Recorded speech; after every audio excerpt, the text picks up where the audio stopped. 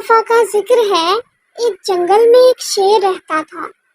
ایک دن وہ شیر سو رہا تھا کہ اچانک ایک چوہا وہاں آ گیا اور شیر کے بالوں میں گھس کر کھیلنے لگا۔ اچانک شیر کی آنکھ کھل گئی، اس نے چوہے کو پکڑ لیا۔